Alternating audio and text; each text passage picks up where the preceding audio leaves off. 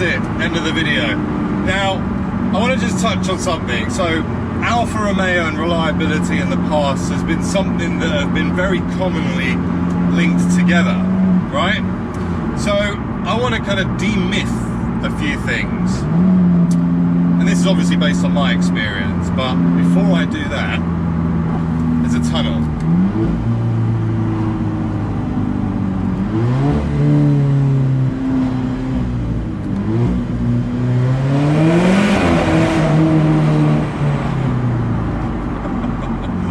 Oh, what a great sound that is.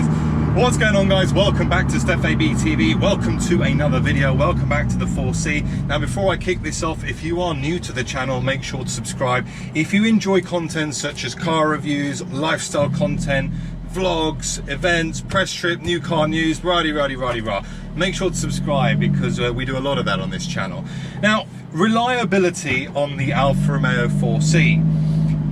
I guess it's something that a few people have asked me, and I'm going to tell you exactly how my reliability experience has gone with this car.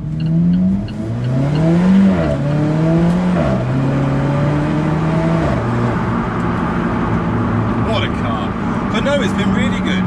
I've not had any issues with this car at all since I've got it.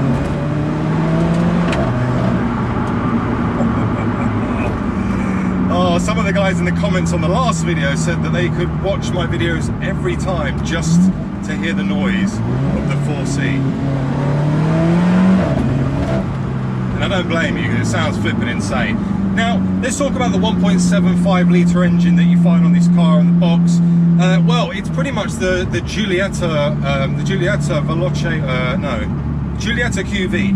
It's the same engine as that, same horsepower and all that fun stuff, which makes it a lot easier to talk about the reliability element, because there's been so many cars that this engine has gone into, not just the 4C.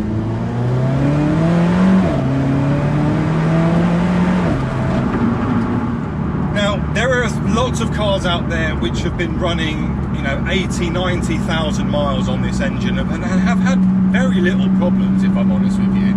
The same thing goes for the 4C. I've spoken to a number of 4C owners who have had their cars for a while, and there's a number of 4C owners who are brave enough to daily this car, and they've had their car 40,000, 50,000 miles, particularly the guys in America. The guys in America really like to whack the mileage up on these cars, and again, they've reported little to no issues whatsoever from a reliability perspective. The same thing for the box as well. Not many reports at all on issues with the gearboxes on the 4C. Now, I can talk about the fact that this car is reliable, but I could also say that this car is delicate. Now, they're two separate things, and I need to make sure that that comes across very clearly. Before I touch on the delicacy of the 4C, I will touch on some of the things that could go wrong with this car if you were to buy one and experience ownership. That way you kind of know, and it's the stuff you should probably look out for if you are going to buy a 4C. But I will say that if the cars are maintained properly, the service intervals are followed, and they're done regularly, then you're likely to not really have any issues at all with this car. In fact, some people say that the 4C is pretty bulletproof, which is a bold statement. So the things that do potentially go wrong with the 4C are mainly around kind of the suspension, the front side of the car. The bushes tend to go on the suspension, and then as a result of that, what you get is you get the front wishbones start to fail. So if that does happen, then you're going to pay around 300 quid for a new wishbone. Again, not the end of the world, wear and tear stuff that it's just how it is, the way the 4C is built and the way it's kind of got its camber and all that stuff. I guess it might put more strain on the bushes and wishbones. I don't really know, to be honest, quite frankly. Don't really care either. 300 quid, it might be quite expensive, but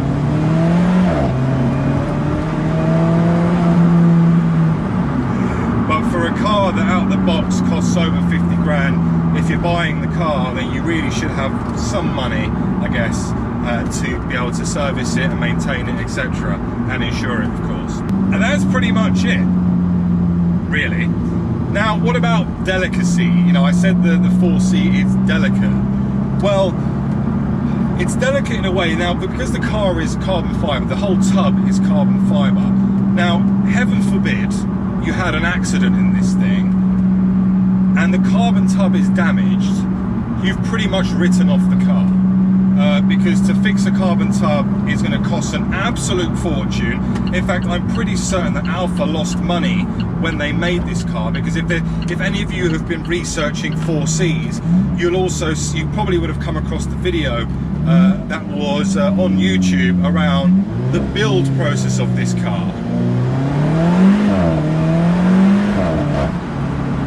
And of course they built this at the Maserati factory in Italy, and it is honestly, the craftsmanship of this car is, oh, it's just insane. It's like a piece of Michelangelo art. It's just spot on and beautiful.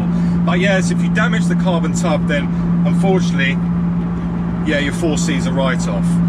The other element as well, I guess, is the panels. Now, because the car has been built with lightweight in mind, the material used to create the panels, or most of them anyway, is kind of like a sheet composite material, which is similar to fiberglass, but not exactly fiberglass, which again means that it's not like if you had a little bit of a bump or a scratch on most normal cars, you're probably likely going to get away with it, and you could probably kind of sand it down and repaint over it, maybe pop the dent out. In this car, no. Unfortunately, you're probably going to need to have a new panel. Again, really expensive, so it's really delicate. The other thing which is very, very delicate on the 4C is the paint. The paint on this car is so thin, it suffers from horrendous stone chips. So if you can, and you're buying one of these, go straight for PPF. It will be one of the best investments you'll make, because it will protect the paint and it will save you having to do a kind of full front bumper respray.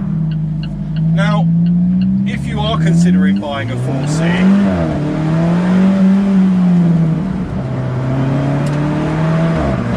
it handles like it's on rails, and it's a very, very cool car. Very, very cool car, and I thoroughly recommend it. Now, some people have said, oh, why buy the 4C? Well, at this moment in time, at the time of filming this video, there are only 20 cars for sale on Auto Trader in the UK, which means that the 4C residual values are pretty damn good. And in fact, last year was, I think, a year where you saw prices of 4C actually rise.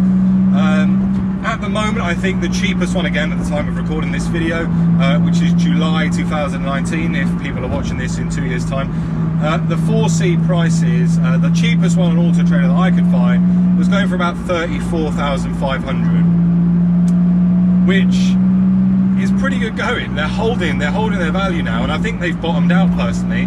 Whether they'll go up in price, I'm not sure, if I'm honest with you. But they will definitely not tank from a residual perspective, which means if you're buying into a 4C, you're probably going to you're not going to do too badly when it comes to losing money. Your finance deals will be great, because obviously finance is based around the residual value of the car and how much it will depreciate over said period of time where the finance agreement is. So your quid's in, really. Again, personal opinion.